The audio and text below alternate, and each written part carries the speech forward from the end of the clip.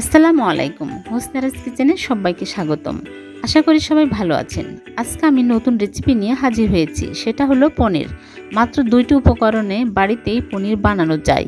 আমি খুব সহজ পদ্ধতিতে দোকানের স্টাইলে সফট পনির বানিয়ে দেখিয়েছি। আশা করি আমার ভিডিওটি দেখলে যে কেউ পারফেক্ট পনির বানাতে পারবেন। আর আমার ভিডিওটি ভালো লাগলে অবশ্যই একটা লাইক দিয়ে আমার চ্যানেলটিকে সাবস্ক্রাইব করবেন। আর পাশে থাকা বেল আইকন প্রেস করে অল করে দিবেন। তাহলে কথা না বাড়িয়ে চলুন শুরু করি।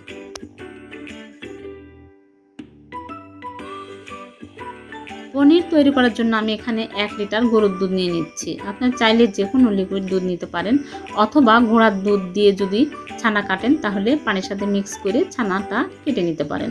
আমি এখন দুধটা বলক তুলে ফুটিয়ে নিচ্ছি। যখন ফুটে উঠে আসবে তখন আমি এর মধ্যে দিয়ে দিব লেবুর রস। আপনারা চাইলে ভিনেগার অথবা টক দই দিয়ে এই ছানাটা কেটে নিতে পারেন। আমি এখানে 2 টেবিল চামচ লেবুর রস নিয়েছি আর 4 টেবিল চামচ পানির সাথে মিক্স করে এইরকম করে চামচের সাহায্যে ছড়িয়ে দিচ্ছি, তাহলে তাড়াতাড়ি ছানাটা কেটে আসবে আর ছানাটা ভালো হবে। আমার ছানাটা কেটে গেছে। এখন আমি একটা সাদা কাপড়ের উপরে ঢেলে নিচ্ছি। যেহেতু লেবুর রস দিয়ে ছানা কাটা, সেহেতু এটা ধুয়ে নিতে হবে ঠান্ডা পানি দিয়ে, তাহলে টক ভাবটা লাগবে না। আর যদি আপনারা টক দই দিয়ে এই ছানাটা কেটে নেন তাহলে পানিতে ধোয়ার প্রয়োজন হবে না। এরকম করে ভালোভাবে ঠান্ডা পানি দিয়ে ধুয়ে আমি পানি চিপে নেব। আপনারা চাইলে এটা ঝুলিয়ে আধা ঘন্টা রেখে পানি ঝরিয়ে নিতে পারেন।